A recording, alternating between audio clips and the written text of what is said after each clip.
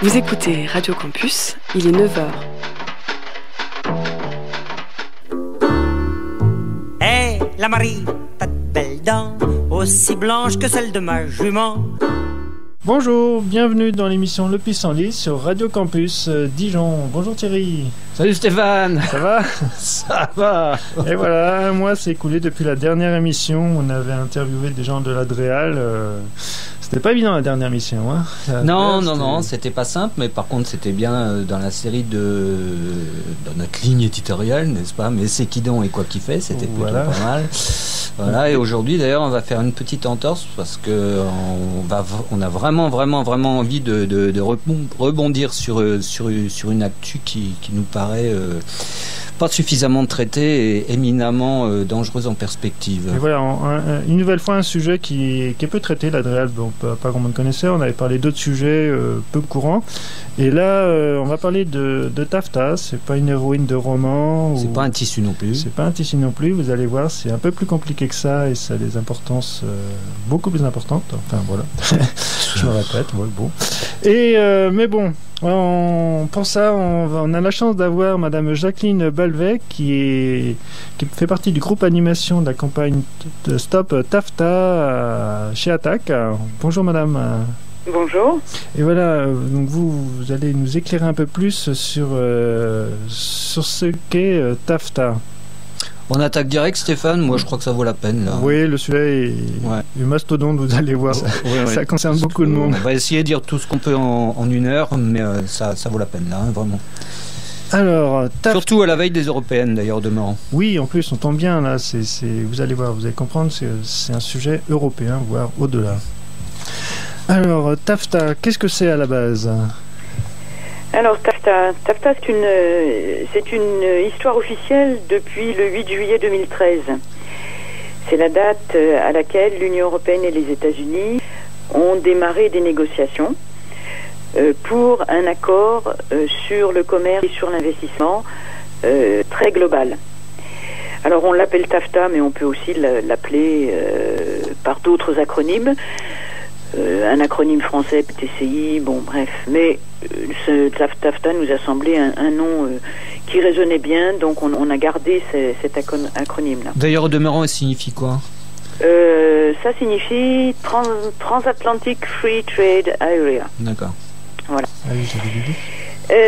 Mais c'est un accord qui est en train d'être négocié, mais il date de 2013, mais ça fait quand même bien longtemps que ce genre d'accord se négocie, suite à aux divers échecs qu'il y a eu à l'OMC.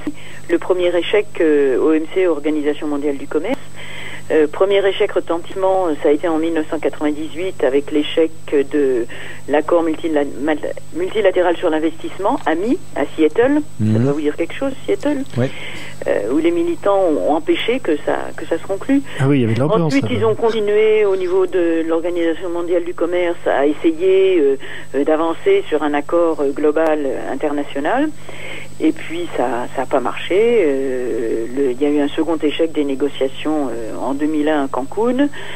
Bon, la seule chose qui a pu être négociée au niveau mondial, c'est la GCS, dont vous avez dû sans doute entendre parler également, qui est l'accord sur le commerce et les services, l'accord général sur le commerce et les services, et puis un accord ATPIC sur la propriété intellectuelle. Donc, l'OMC n'arrivant pas à se mettre d'accord avec tous les pays, c'est surtout les pays du Sud qui sont très ennuyeux parce qu'ils veulent pas de toutes ces affaires, parce qu'ils sentent bien qu'ils vont être encore plus en difficulté qu'ils ne le sont. Donc ils se sont mis à faire des accords qu'on appelle bilatéraux, d'État à État. Et puis ces accords bilatéraux qui étaient au démarrage thématique, sur des thématiques bien précises, petit à petit se sont élargis et ont couvert des champs de plus en plus larges. Et là, on arrive à, disons, le maximum de globalité qu'on peut trouver avec cet accord Tafta entre l'Union européenne et les États-Unis, mais qui a un précédent qui est l'accord entre l'Union européenne et le Canada, qui lui est bouclé, le texte est quasiment bouclé, et dont on aura bientôt avec ce type de négociation, ça peut durer quelques mois, bientôt le texte qu'on pourra, qui est très intéressant par ce qui se négocie au niveau du TAFTA. Alors le TAFTA, je reviens précisément là-dessus. Donc il a démarré, ça fait à peine un an. C'est le commissaire au commerce de l'Union européenne qui a été chargé des négociations. Mais la manière dont les choses se sont engagées, on voit déjà que la question de la démocratie est quand même bien mise à mal. Parce qu'il y a eu un projet décrit par la Commission européenne, comme tout se fait de la même manière au niveau de l'Union européenne. Le projet est écrit au niveau de la Commission européenne. Ensuite, le texte est approuvé par le Conseil des ministres, et puis après, ça revient à la Commission qui négocie. Donc, finalement, la Commission a quand même pas mal les mains libres, d'autant plus que quand elle écrit son projet, elle est très largement influencée, enfin pas influencée, elle est très largement conseillée par les gros lobbies multinationales qu'elle rencontre de manière très très fréquente, et beaucoup plus fréquente bien sûr que les lobbies environnementaux ou sociaux que sont les ONG et les syndicats qui sont présents à Bruxelles. Pour préparer par exemple ce mandat, il y a eu 119 rencontres avec les lobbies industriels et financiers sur 130, quoi. Donc on voit de suite le poids que ça peut représenter. Donc premier point, quelques difficultés quand même au niveau de la négociation, et on voit bien que ce poids des lobbies continue. Il y a eu par exemple début avril le commissaire au commerce, donc qui s'appelle Karel de Gucht, qui a invité des multinationales, les lobbies, des ministres, des journalistes, pour parler du futur du traité transatlantique, parce que pour eux c'est déjà signé, et ils veulent parler du futur, de comment ça va se passer. Et où ça s'est passé ça? Eh bien ça s'est passé dans un des les plus luxueux à Paris, le Shangri-La. Et bien sûr, c'est nous qui avons payé, hein, la Commission européenne, c'est le budget de l'Union européenne, donc c'est nous qui avons payé. Voilà un petit peu comment les choses passent. Et deuxième point important au niveau des négociations et de ce qui se discute, c'est qu'on ne sait rien. C'est-à-dire que, comme tous les traités de libre-échange, ils partent du principe, les négociateurs, que comme c'est de la négociation, on ne sait pas comment, ce qui va en sortir finalement, que peut-être que si ce qui se discute lors d'un cycle de négociation, ça va être repris après, ça va être modifié, donc on ne laisse rien filtrer.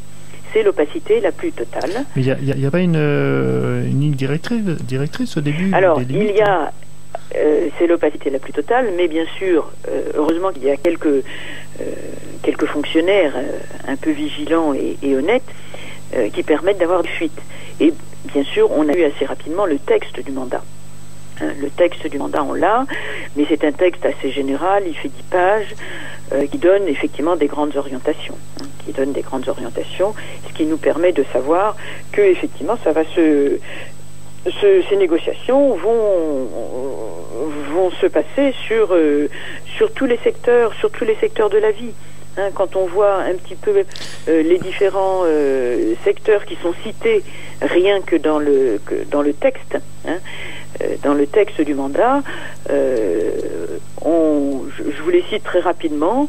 On parle bien évidemment de l'agriculture, des denrées alimentaires, du vin, de l'énergie, des matières premières, des services, des marchés publics, de la construction publique, des produits vétérinaires, de l'automobile, des produits chimiques, des produits pharmaceutiques, de l'industrie de la santé, de l'information, de la communication, des services financiers, bref. Donc bon, Jacqueline, on a bien compris qu'il ratissait large, hein, voilà. Ça c'est bon, mais je voudrais savoir, quand même, qui négocie avec qui? Bon, j'ai bien compris que de notre côté, c'était l'Europe noyautée par les lobbies, d'accord, mais à l'autre bout, c'est qui? À l'autre bout, c'est les équivalents au niveau États-Unis. Hein, c'est-à-dire l'homologue américain du commissaire au commerce européen s'appelle Michael Froman, ouais. Et c'est un petit groupe. Ce sont des petits groupes d'une dizaine de personnes. Alors bien sûr au niveau de l'Union européenne, les représentants des États sont invités et participent aux négociations, donc ça fait un peu plus de monde. Mais disons que c'est vraiment des petites équipes qui négocient. D'accord. Et petites équipes, et donc si je comprends bien, c'est avec, là j'avais noté quelque part dans un... C'est des petites équipes de fonctionnaires, oui. Il n'y a aucun élu. Aucun élu qui est dedans. Aucun élu. D'accord. Alors, pour faire bien, disons, parce que nous avons un peu le même schéma qui se reproduit au niveau de la France, hein, pour montrer que ça se passe très correctement et de manière très ouverte. Nicole Bricq, qui était l'ancienne responsable ministre du Commerce, avait convoqué un comité stratégique où elle avait invité, effectivement, il y avait quelques élus, et puis il y avait aussi des sociétés, les syndicats patronaux, etc., quoi. Donc il y a un semblant de démocratie, mais en fait c'est faux, quoi. Les élus ne négocient rien du tout. D'accord. Oui. J'avais trouvé aussi dans les dialogues transatlantiques, apparemment il y avait des groupes de dialogue transatlantiques, des consommateurs, des travailleurs, des législateurs, et il y avait un truc qui était marrant, j'ai trouvé dialogue transatlantique pour l'environnement, un vieux truc, TAED, qui était créé en 98 et en 2000 il était déjà supprimé, quoi. Et apparemment donc il y a, oui, au niveau dialogue, c'est vraiment les multinationales qui font leur truc. Là j'avais un autre chiffre. Non, mais attends Stéphane, parce que je comprends pas là. Jacqueline vient de nous dire que c'était des fonctionnaires qui causaient avec des fonctionnaires. Ouais. Oui, mais les fonctionnaires, entre-temps, ce que je viens de vous donner comme exemple à Paris, Shangri-La, ils rencontrent les multinationales très régulièrement. Hein, les lobbies, il y a des réunions très très régulières entre les membres de la Commission européenne et les lobbies, de la même manière que les lobbies rencontrent les élus parlementaires. Hein. Mais c'est quand même là que ça se passe. Et ça n'est pas officiel, ça. Oui, mais justement, c'est bien ça que j'aimerais comprendre. Comment est-ce que de là, on peut aboutir à ce qu'il y ait une validation?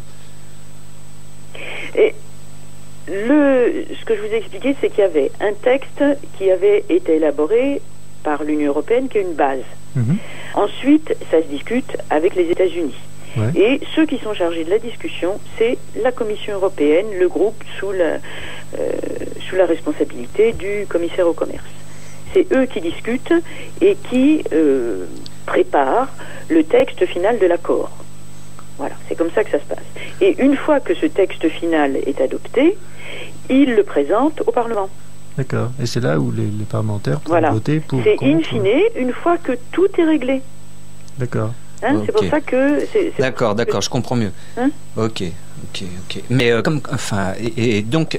on va passer au contenu un peu? Ouais, donc personne n'a de droit de regard pendant tout le travail finalement en amont, à part ce groupe de Absolument. Voilà, y compris les fonctionnaires des États, parce que la France envoie des gens aux négociations, ils ont l'obligation de garder le secret. D'accord. Ils n'ont pas le droit d'en parler. Ok. Voilà. D'accord. Ce qu'on va faire, une petite pause musicale sur cette introduction, où on parlait de TAFTA, Transatlantic Free Trade Area, pour parler maintenant, Thierry. On va faire une petite pause musicale avec The Box Set et on va écouter Invincible.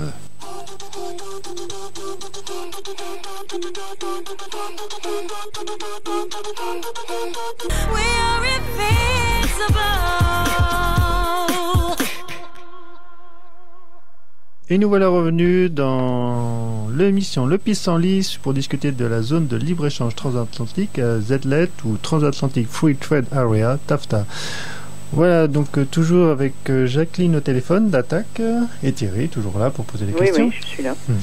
Donc on continue, on a brossé un petit historique, mis un peu le cadre de ce qu'est ce TAFTA, ce projet de libre-échange de commerce international entre les États-Unis et l'Europe. Et on continue sur voir un peu les conséquences que ça peut avoir. Le contenu peut-être, la structure du contenu. Oui, parce qu'au niveau du contenu, c'est vrai qu'il y a 4 mesures, disons, essentielles qui sont bien importantes à comprendre. La première, c'est ce qu'ils appellent les barrières tarifaires. ils veulent supprimer les barrières tarifaires, c'est-à-dire les droits de douane. Donc, ça, c'est une mesure qui va impacter principalement l'agriculture, puisque dans les autres secteurs, les droits de douane sont déjà très bas. On pourra y revenir si vous le voulez, mais c'est très grave pour le secteur agricole. La deuxième mesure, c'est ce qui est appelé les barrières non tarifaires. Alors, les barrières non tarifaires, ce sont les normes. Les normes et les réglementations qu'on a vu se développer au niveau de l'Union européenne, un peu dans tous les secteurs, depuis que l'Union européenne existe. Et ça impacte tous les secteurs. Ça impacte bien évidemment le secteur agricole, ça impacte le secteur écologique, ça impacte le secteur phytosanitaire avec tous les produits chimiques, ça impacte le secteur bien évidemment de l'industrie pharmaceutique, et ça impacte également le secteur financier.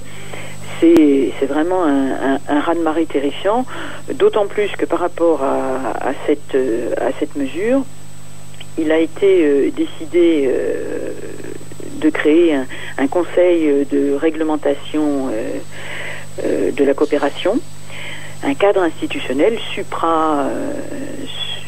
supra-négociation, disons, qui entérinera ce qui sera décidé. Et le plus grave, c'est que c'est un cadre qui va rester, si le traité est signé, après le traité. C'est-à-dire que toute nouvelle norme, toute nouvelle réglementation passera par ce cadre d'experts supra-étatiques, complètement antidémocratiques, avant d'être proposée aux États.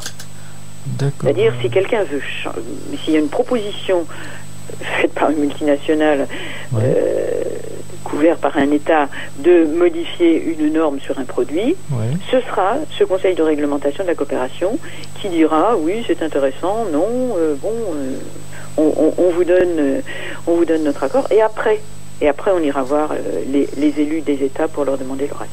Donc ça, ce secteur des normes et des réglementations, c'est vraiment un énorme machin qui n'est pas seulement grave pendant les négociations, mais qui va continuer après, et c'est assez dramatique, quoi. C'est une manie ad vitam aeternam. Attends. Ça, c'est le deuxième point, si j'ai bien compris. Ça, c'est le deuxième point. Le troisième point, c'est que il y a des nouveaux pans de l'économie qui sont engagés dans ce traité. C'est-à-dire, on parle de commerce et d'investissement, mais ça concerne les marchés publics, qui vont être soumis aussi à des contraintes qui vont complètement éliminer tous les petits producteurs et les petites entreprises. Ouais. Oui, c'est ça, on pourra pas dire qu'on achète, on pourra plus dire par exemple qu'on achète local ou des choses comme ça, c'est ça. Oui, voilà. Ah bon, alors on achète local, ça ce sera aussi au niveau des normes et des droits de douane qu'on pourra revenir dessus, mais c'est vrai que les marchés publics, c'est tout ce que les collectivités, ça concerne vraiment les collectivités territoriales. Hein. Oui, parce qu'une chose très importante que je n'ai pas dite et qu'il faut vraiment prendre en compte, c'est que cet accord, s'il est signé, sera valable à tous les niveaux de l'Union européenne, c'est-à-dire européen bien sûr, national, mais aussi régional et territorial. Hein? Tout ce qui sera décidé devra être mis en œuvre à tous les niveaux. Donc en ce qui concerne les marchés publics, si les collectivités locales qui veulent lancer, les collectivités territoriales qui veulent lancer un marché public, il faudra qu'elles s'alignent là-dessus. Hein? Voilà. Donc exactement soumise au même règlement. Ok, quatrième point, vous êtes vraiment en train de me péter le moral, Jacqueline. Franchement, je commence vraiment à être grosse fatigue. Alors quatrième point. Dans l'économie, je voudrais quand même insister, parce qu'il n'y a pas que les marchés publics. Hein. On a parlé de l'exception culturelle, mais ça c'est vraiment pour faire gentil. Ouais. Mais tous les autres secteurs de la culture, le numérique sont compris là-dedans, les technologies de l'information, voilà. Donc c'est effectivement très très large. Et le quatrième point, c'est aussi un truc absolument terrifiant, c'est le droit des investisseurs. C'est une attaque sans précédent contre la démocratie, comme ce que je viens de vous dire au niveau de la coopération réglementaire sur les normes. Le mécanisme investisseur-État, c'est un mécanisme qui va permettre aux multinationales de faire ce qu'elles veulent, d'investir où elles veulent, quand elles veulent, et tout leur sera permis, dans la mesure où, si on fait obstacle à leur volonté d'investissement, Oui. elles sont en droit d'intenter des procès avec des amendes très fortes et des procès qui sont jugés par, on appelle ça une cour arbitrale, mais enfin ça n'est absolument pas de la justice puisque ce sont des arbitres privés qui décideront si oui ou non elles ont raison de demander réparation du manque de leurs profits présents et futurs qu'elles n'auront pas pu réaliser. Oui, alors justement, Jacqueline, je m'excuse, je vous coupe exactement à ce niveau-là, en fait. Donc, premier point, on a vu qu'ils pouvaient attaquer, on remet en cause les droits de douane, d'accord. Les normes, elles sont laminées, ça c'est l'idée. Les marchés publics sont inféodés, voilà. Et puis, la liberté d'investissement, ils feront absolument ce qu'ils voudront. Mais pour rebondir sur vos derniers propos, là, au demeurant, quels vont être effectivement leurs moyens, d'imposer ça, et puis quelles seront les possibilités de s'opposer à ça, effectivement. C'est quoi l'histoire à un moment, qui pourra se plaindre de quoi, comment on réagit à un merdier pareil. Non mais oui, non, c'est vrai que c'est assez terrifiant, hein. C'est tout à fait assez terrifiant. Alors, ce qu'il faut savoir, c'est que déjà, au niveau des négociations, c'est pas simple, parce que les États-Unis ont bien sûr un mode de fonctionnement différent de l'Union européenne et ils ne sont pas forcément d'accord les uns avec les autres sur ce qui est proposé par l'un et l'autre. Parce qu'un accord de libre-échange, c'est vraiment un marché de tapis, quoi. C'est-à-dire, je te propose ça, est-ce que ça te va? Si ça te va pas, j'en enlève un petit bout et puis je te prends ce que tu me proposes, quoi. C'est vraiment comme ça que ça se passe. Ouais. Donc ils ont quand même des points d'achoppement,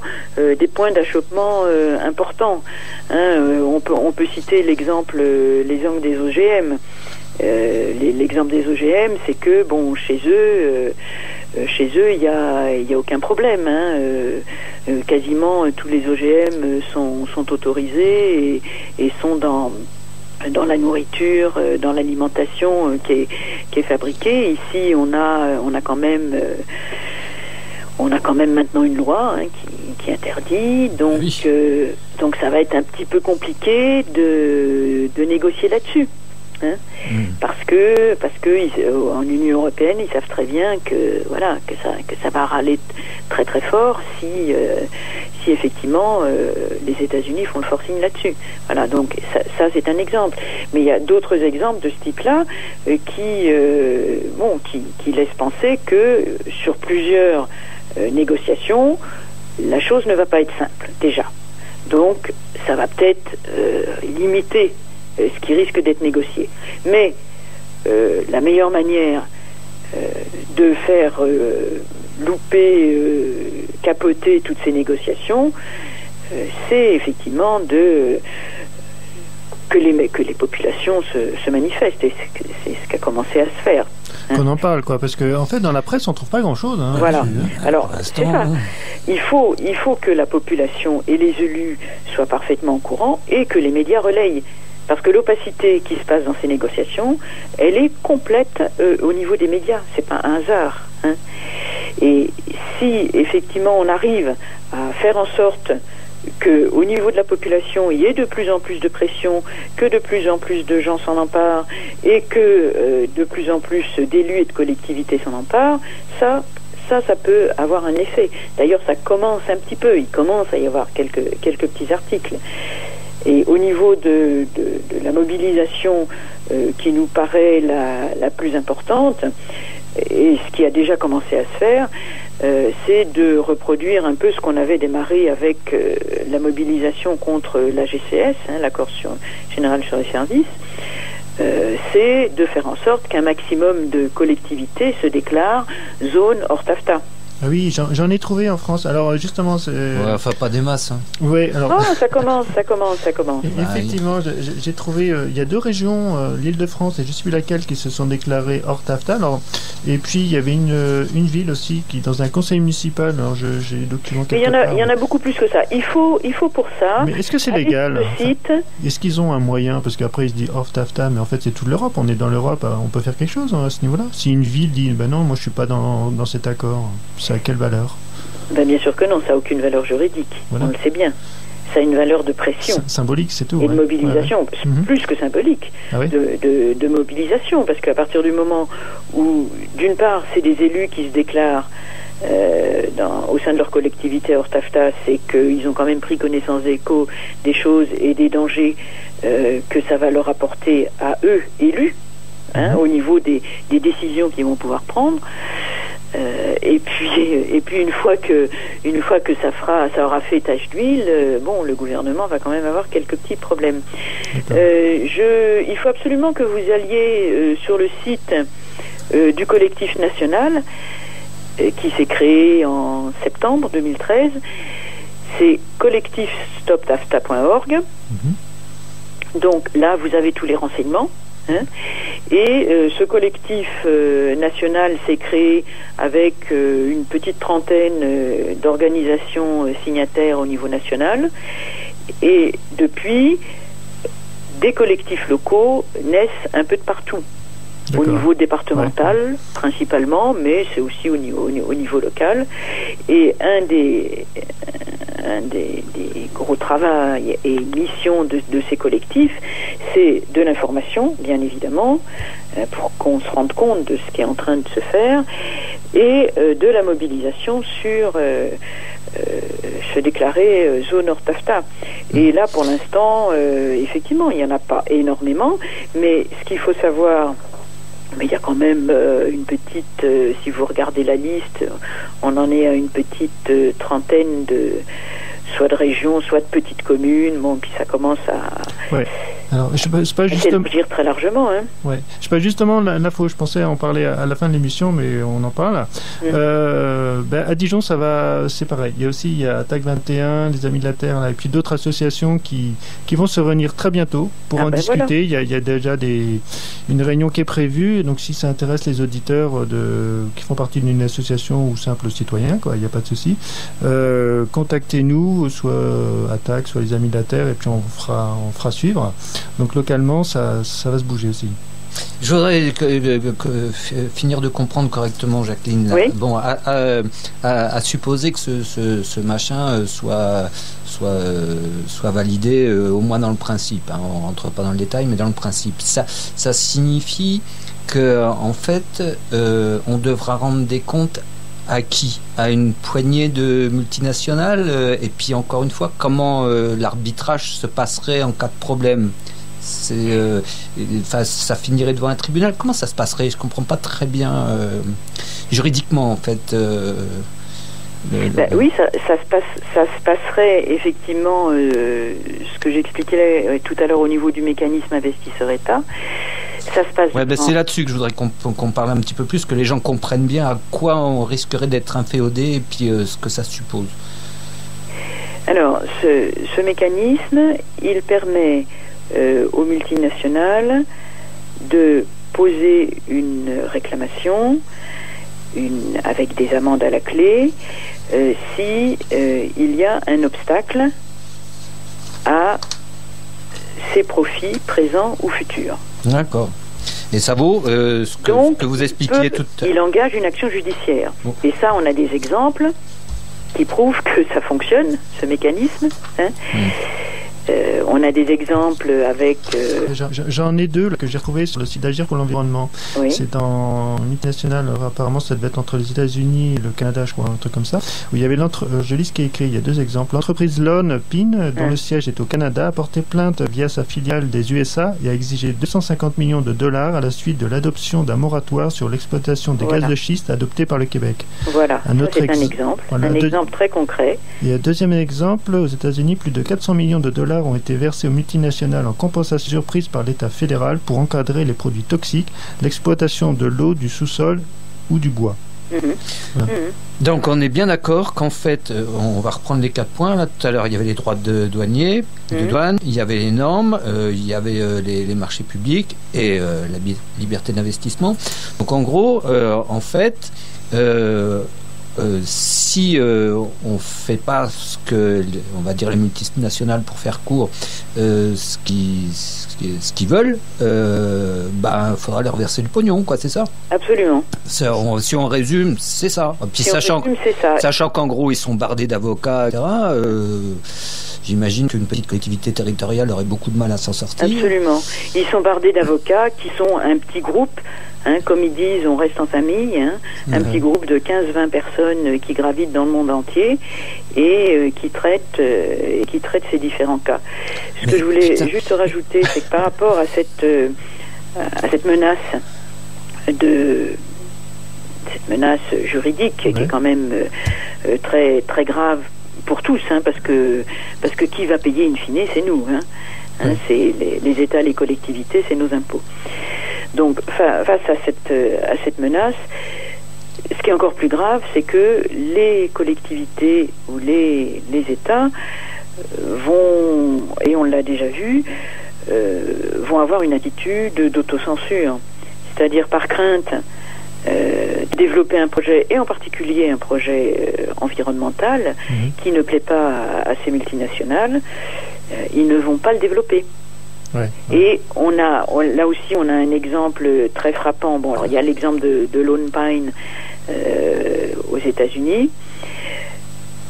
Il y a aussi l'exemple qui est quand même assez parlant, c'est que il y a une entreprise suédoise, Vattenfall, qui avait un contrat avec l'Allemagne sur les centrales nucléaires, sur l'entretien, le suivi, le développement des centrales nucléaires, et qui, depuis que l'Allemagne a décidé d'arrêter le nucléaire, a fait un procès à l'Allemagne pour... parce qu'elle va perdre des marchés. D'accord. Bon, mais enfin, on va peut-être faire une petite pause sur Thierry. On va faire une pause. Parce que là, on en prend un peu plein la figure. Absolument. Non, mais carrément. Mais on va pas en prendre plein la figure. Non, mais putain, mais comment est-ce qu'on peut en arriver là? C'est effarant. On vous a pas tout dit, parce que quand je lis des articles, on va revenir là-dessus juste après la petite pause musicale. On va vous expliquer comment on va faire pour ne pas être obligé de manger des poulets lavés au chlore ou des porcs à la ractopamine, etc. Et n'oubliez pas que c'est notre président qui a signé le mandat. Oui, non, mais comment allez. Il y a quelque chose, enfin, en tout cas, c'est peut-être à l'Europe que ça déconne, je sais pas, mais comment est-ce qu'on a pu, comment structurellement on a pu en arriver là? Il y a quelque chose m'échappe là. Allez, on fait la petite donc pause, on va faire une pause, voilà, et d'ailleurs on va faire une pause avec Miosek. Le titre c'est On vient à peine de commencer. Oui.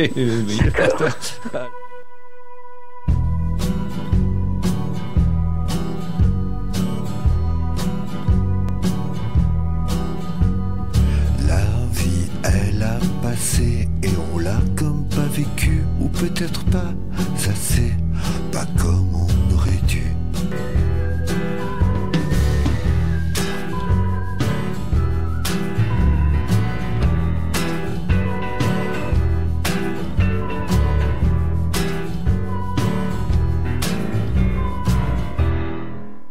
Et nous voilà revenus dans l'émission Pissenlit. On parle toujours de TAFTA avec Jacqueline au téléphone d'Attaque. Et puis Thierry, ça va Thierry, tu tiens le coup? Oh là, il commence à être zen. Il en a pris plein, il a le moral à zéro. Oh mais oui, quelque chose m'échappe. Tu sais très bien que je suis plutôt pour les choses négociées, que je pense que la solution est toujours plus ou moins au milieu. Mais non, mais quand là, ça se négocie. C'est juste les multinationales qui vont négocier pour nous. Oh bah, on a même plus de travail à faire. En plus, je comprends pas comment, je comprends pas comment nos institutions et nos époques peuvent générer des situations comme celle-là. Oui, c'est bien pour ça. Je vous interromps parce que c'est bien pour ça que, à l'occasion des élections européennes, c'est vraiment le bon moment. Ah mais oui. C'est vraiment le bon moment pour demander aux candidats, qu'est-ce que c'est que cette histoire? Oui, mais c'est pour ça qu'on voulait faire l'émission avec vous aujourd'hui, d'ailleurs, au demeurant. Mais en même temps, il faut savoir aussi comment fonctionne l'Union européenne. Apparemment... Je vous ai expliqué tout au début.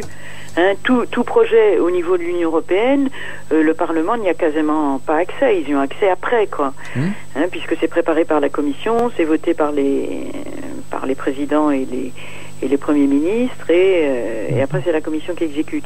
Donc c'est aussi nos gouvernements qu'il faut vraiment interpeller de manière très très forte. Qu'est-ce que c'est que cette histoire d'avoir donné un mandat Et actuellement, il faut savoir que Nicole Bricq est partie, mais Flore Pellerin, elle n'est pas mieux. Elle n'est pas mieux. Il vient de sortir un texte du gouvernement. Il faut dédramatiser. Enfin, il faut dédramatiser. Ça va apporter de l'emploi et de la croissance. Ah oui, voilà, c'est ça le discours. Après, si c'est de la croissance où justement on va vendre des poulets désinfectés au chlore, comme c'est ce que je lis, l'industrie américaine de la viande entend obtenir la suppression de la règle européenne qui interdit les poulets désinfectés au chlore. Et j'ai une liste énorme de choses dans ce style-là. Alors effectivement, sur ces questions, sur ces questions alimentaires, c'est tout ce qui concerne les normes. L'idée, c'est de revoir à la baisse, bien sûr, au moins 10 ans, tout ce qui est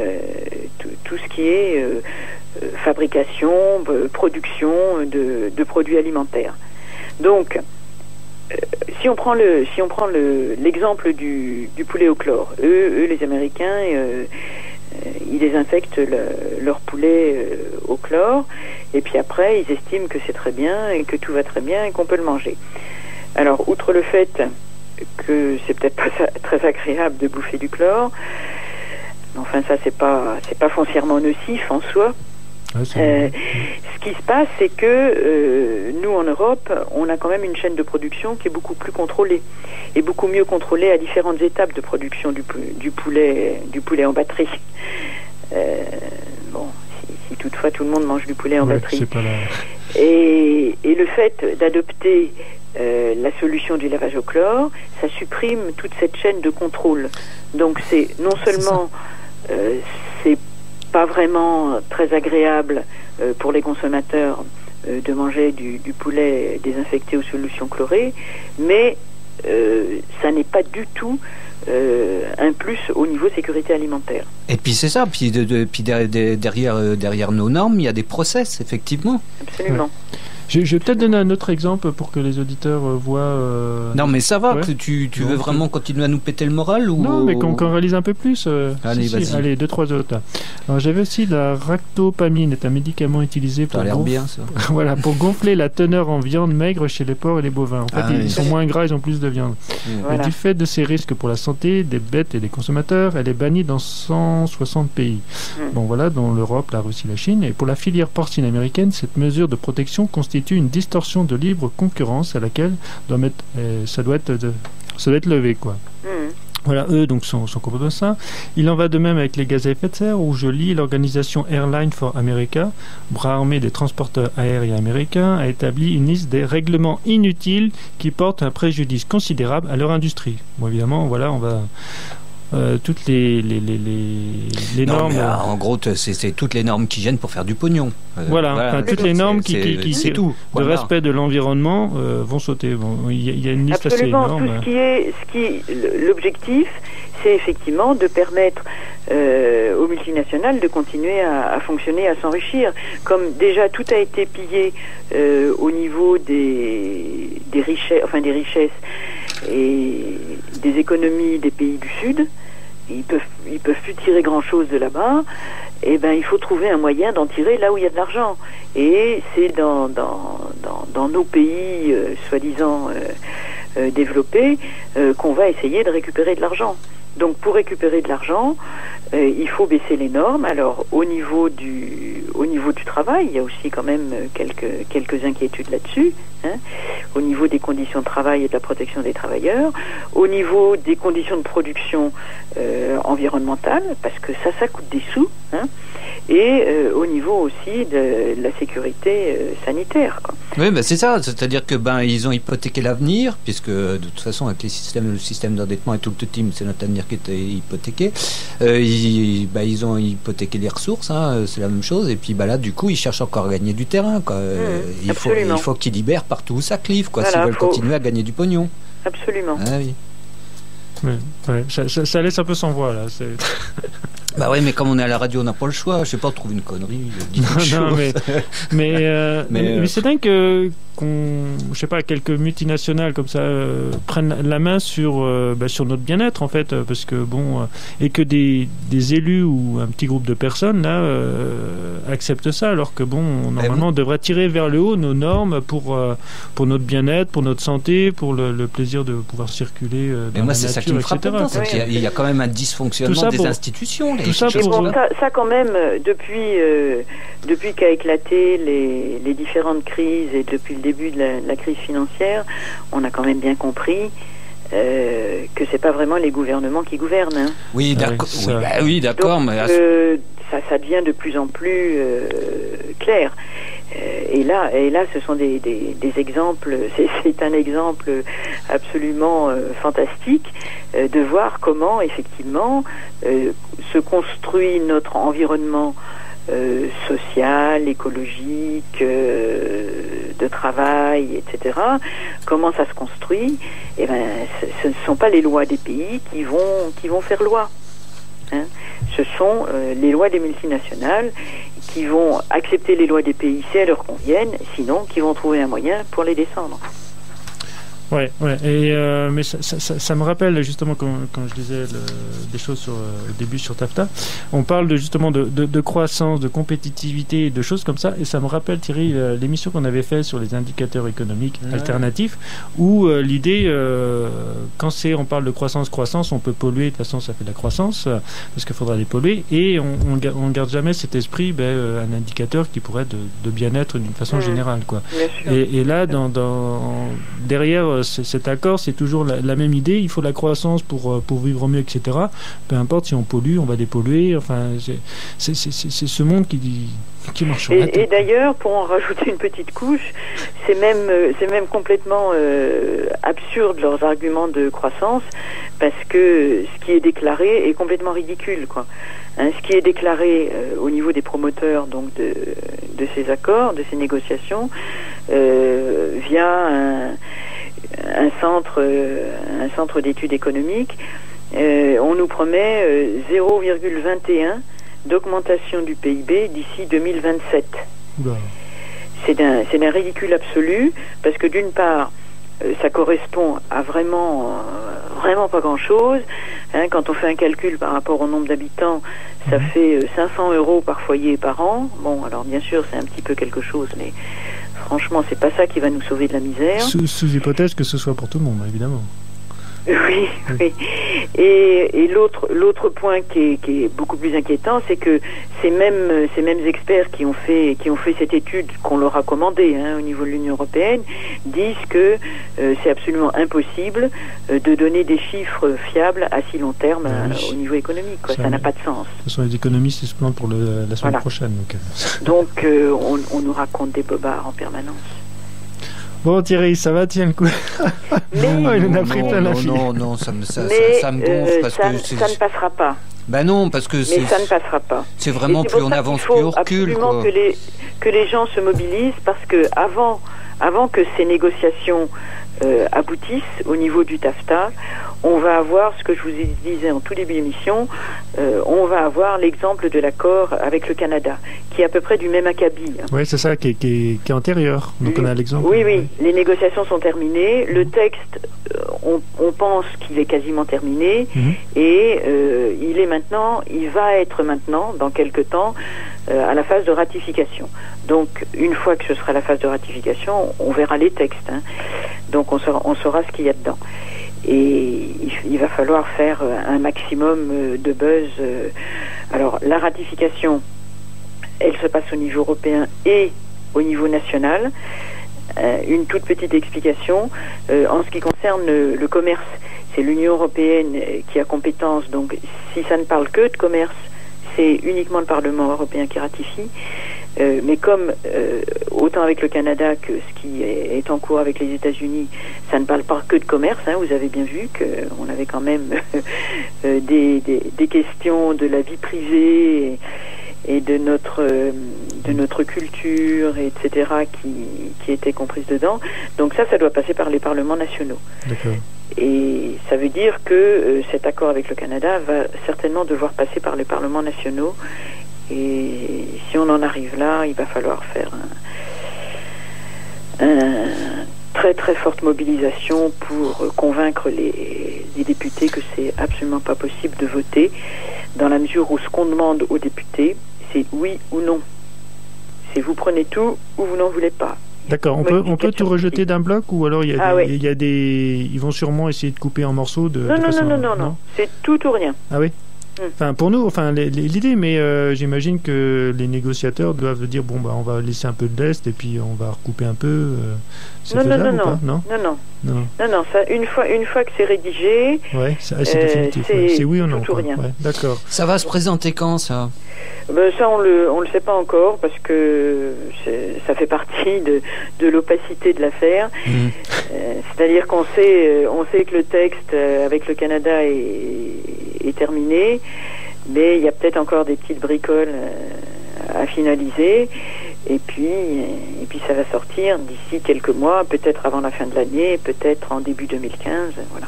Thierry, on va lancer des appels sur Dijon et le Conseil régional de Bourgogne pour qu'il y ait des zones sans taffetas. On va lancer un peu tout ça. Puis je te rappelle que le mois prochain, on a Stéphanie comme invitée. Stéphanie Maud, la ville de Dijon. La 5e adjointe de la ville de Dijon. Et oui, on va en causer. C'est intenable, c'est insupportable, c'est du n'importe quoi. Il faut absolument le recauser. Et puis ça fout tout par terre. Enfin, tout le travail qui a été fait qu'on essaye de faire, de qualité de vie, de qualité environnementale, de qualité sociale, etc. Ça va foutre tout ça par terre pour qu'une poignée de tarés puisse se faire un peu plus de pognon. Au bout d'un moment, ça va bien. Moi, je suis pas décroissant, mais là, franchement, j'en ai plein les bottes. Alors, au niveau des mobilisations, c'est vrai que la déclaration de zone hors taffeta est quelque chose d'important. On l'a vu parce que les deux premières régions qui se sont déclarées, c'est PACA et Île-de-France. Et c'est pas mal déjà. Des options qui sont en général présentées pas par la majorité. Donc c'est en général présenté avec le Front de gauche et Europe Écologie. Donc c'est les deux groupes qui généralement présentent ces motions-là. Et quand c'est arrivé à la région Midi-Pyrénées, il y a eu, le PS est intervenu de manière très très très très forte pour faire en sorte que ça ne soit pas proposé. Ah oui. On voit bien qu'ils sont gênés aux entournures. Oui, d'accord. Et au niveau des régions, donc si vous allez sur le site collectif stoptaffeta.org, vous verrez, il y a donc Île-de-France, PACA, Limousin, Bretagne, Picardie, Basse-Normandie. Ah oui, ça augmente. Voilà, ça c'est... Et pas la Bourgogne. Et puis il y a des villes, des petits villages, voilà, ça augmente, ça augmente. Oui, j'avais un exemple, la commune de Saint-Martin-de-Querrières, je ne sais pas où c'est, mais voilà, j'ai sous les yeux sa motion, arrêt des négociations des projets du Grand Marché transatlantique. Voilà, ils ont voté contre. On va faire pareil à Dijon. Vous trouvez sur le site, trouvez des exemples de motions et de textes, donc faut que tout le monde aille voir son maire. Voilà, on est en fin d'émission, on fait signe que ça se termine, donc vous aurez bien compris tout le monde, les auditeurs, qu'il faut vous mobiliser. On espère vous avoir interpellé, enfin Thierry, il est sous le choc là. Oui, et puis, non, je suis fatigué. On va se bouger. En tout cas, Jacqueline, on vous remercie énormément pour toutes ces informations. Là, c'est franchement pas simple, mais c'est d'une importance vraiment assez incroyable. Un grand merci d'être... Oui, un grand merci. Et on voulait vraiment faire ça à la veille des européennes, parce que apparemment du coup ça donne quand même un sens à cette élection à venir. Pour le coup, allez discuter avec vos candidats, oui. Oui. Bon, merci bien. Et puis on donne rendez-vous tout le monde le mois prochain. Merci infiniment, Jacqueline. Au revoir à tous. Au revoir. Hé, la Marie, t'as de belles dents, aussi blanches que celles de ma jument. Radio Campus 92.2